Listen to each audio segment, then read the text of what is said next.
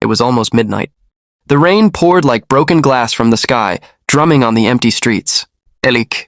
Mercer tightened his old jacket as he walked home from his second shift at the factory. His boots splashed through puddles and his tired eyes burned from the long day. All he wanted was to reach home, check on Caleb, and rest. But just as he turned the corner near the old bridge, headlights flashed wildly. A silver car was stuck halfway in the flooded road, engine smoking. And then he saw her. A woman in a soaked blazer stumbling out, her heels sinking into the mud. Her hands trembled as she tried to open the car door again, but it wouldn't move. Eli frowned, moving closer through the storm. "Ma'am, are you okay?" he called out. No answer, just panic in her eyes. The next second, a truck horn screamed from the darkness. The woman froze, blinded by fear. Eli dropped his bag and sprinted. Before the truck could reach her, he pulled her to the side, both falling hard into the mud.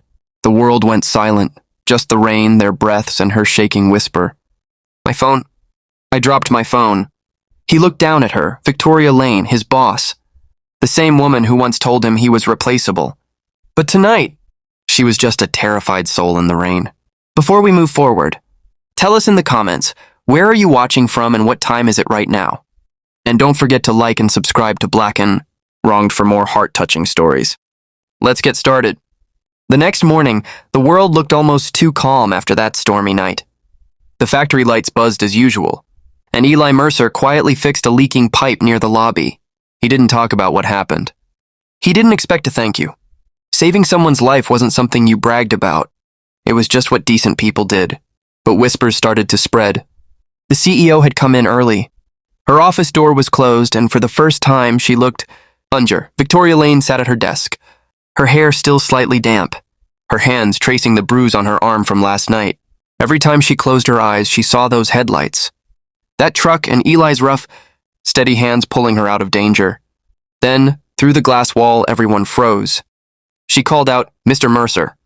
Her voice wasn't cold this time, it was gentle, almost trembling. The entire floor fell silent. Eli looked up, surprised. "Could you come to my office, please?" When the door closed behind him, she stood up. "You helped me last night." "You didn't have to. You could have left me there, but you didn't." He just nodded. "Anyone would have done the same." She swallowed hard, eyes glistening. "No, not anyone. I'm sorry for how I treated you. I was blind, and for the first time, the powerful woman everyone feared looked small, human, and sincere." A week later, Eli was tightening bolts in his small-town garage when a black car pulled up, quietly. He wiped his hands with an old rag and froze. It was her. Victoria Lane.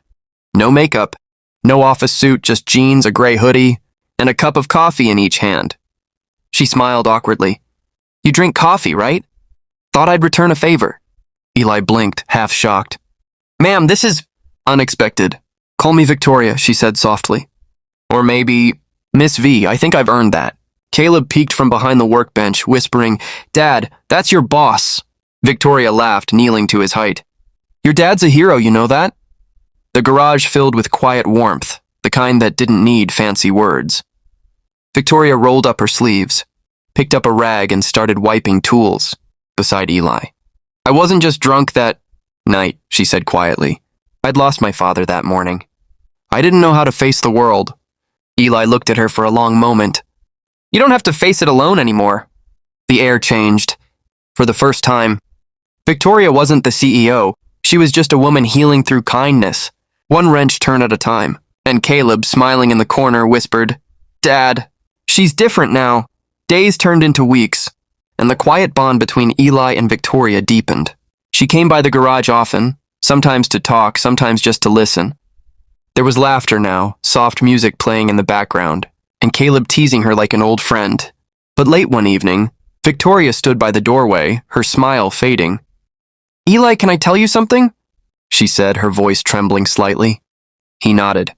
"I spent years thinking strength meant never needing anyone. But that night, when you pulled me out of that road, I realized how wrong I was." She looked down, twisting the ring on her finger. "I've hurt people. I've pushed them away. And I don't even know how to make it right." Eli put down his wrench and wiped his hands. "You start by forgiving yourself," he said gently. "Kindness doesn't erase what we did wrong. It helps us become better than we were." Her eyes glistened, a tear falling before she could stop it. You make it sound easy. It's not, Eli replied. But it's worth it. As thunder rumbled outside, Victoria looked at him with quiet gratitude. For the first time in years, she felt safe, not because someone saved her, but because someone understood her. The next morning, sunlight spilled through the garage windows like a quiet blessing. Caleb was painting a small wooden sign that read, Mercer & Co., while Victoria watched, her hands tucked in her jacket pockets. There was something peaceful about this place. The hum of tools, the smell of oil, and the sound of ordinary life. Eli walked over, carrying 2 cups of coffee. You know, he said with a grin, you're getting pretty good at this mechanic thing. Victoria smiled faintly. Don't tell my board that. They'd never believe their CEO knows how to change a tire. For a moment, their laughter filled the space, warm and easy. But underneath it, something deeper lingered. Something neither dared to name. As Caleb ran off to fetch a screwdriver, Victoria spoke softly. Eli, I think you saved me more than once. That night in the rain.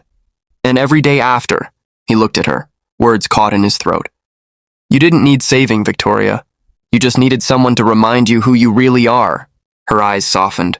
Maybe, but I'll never forget who reminded me. And when she smiled, really smiled, Eli realized this wasn't just about a rescue anymore. It was about 2 broken souls slowly teaching each other how to live again. The day came quietly without warning. Victoria stood at the edge of the garage, watching Eli pack his tools into a small metal case. His company had offered him a promotion in another city. Better pay, safer hours. It was everything he deserved. But for her, it felt like losing something she'd just begun to find. So, you're really leaving? She asked, her voice barely a whisper. Eli turned, wiping his hands. Yeah, it's for Caleb. He deserves a steadier life. She nodded slowly, forcing a smile. You've already given him one, she said. And you gave me one too. The silence between them was soft, heavy, almost sacred. The smell of rain drifted in through the open door, and Victoria looked down, remembering that night. The headlights, the mud, his hand pulling her from the dark. Promise me something, she said quietly. Anything. Don't ever stop being who you are. Eli hesitated, then smiled gently. And you, don't forget what you've become. As he walked toward the car, Caleb waved from the passenger seat. Victoria stood there, umbrella in hand, watching the 2 drive away until the taillights vanished in the rain. Her heart ached, not from loss, but from love she finally understood. Weeks passed. The garage felt quieter without Eli's laughter or Caleb's chatter. Victoria buried herself in work again, but this time, her heart wasn't cold, it was searching. She'd begun something new, something that mattered. One afternoon, a small envelope arrived at Eli's new home. Caleb brought it in with wide eyes. Dad, it's from Miss Lane. Eli opened it carefully. Inside was a photo. Victoria standing with a group of employees beneath a brand new sign that read, The Mercer Initiative, because kindness saves more than lives. A folded note slipped out. In her neat handwriting it said, You didn't just save me that night. You changed who I am. I finally understand what real strength looks like. Thank you for not pretending to forget. Eli stared at the letter, his throat tightening. He placed it beside Caleb's drawing on the fridge. A small picture of their old garage with the words, Second chances start here, scrawled in a child's handwriting. He smiled through quiet tears. Fate hadn't just given him a better life. It had given him purpose. Weeks passed. The garage felt quieter without Eli's laughter or Caleb's chatter. Victoria buried herself in work again, but this time, her heart wasn't cold, it was searching. She'd begun something new, something that mattered. One afternoon, a small envelope arrived at Eli's new home. Caleb brought it in with wide eyes. Dad, it's from Miss Lane. Eli opened it carefully. Inside was a photo. Victoria standing with a group of employees beneath a brand new sign that read, The Mercer Initiative, because kindness saves more than lives. A folded note slipped out. In her neat handwriting it said, You didn't just save me that night. You changed who I am. I finally understand what real strength looks like. Thank you for not pretending to forget. Eli stared at the letter, his throat tightening. He placed it beside Caleb's drawing on the fridge. A small picture of their old garage with the words, Second chances start here, scrawled in a child's handwriting. He smiled through quiet tears. Fate hadn't just given him a better life. It had given him purpose. That night, Eli sat on the porch while Caleb slept inside. The air was calm, the stars faint but steady. He looked at the letter again, its edges curled from his hands. Sometimes, he thought, life doesn't change in big ways. It changes quietly, in the moments no one sees. A tired man stopping his car in the rain. A scared woman learning to say thank you. A boy smiling at the world, believing kindness still matters. Back in the city, Victoria stood by her office window, holding the same umbrella he'd once handed her. The streets glistened with rain, but her heart felt lighter than it had in years. She whispered to herself, "It's strange, isn't it?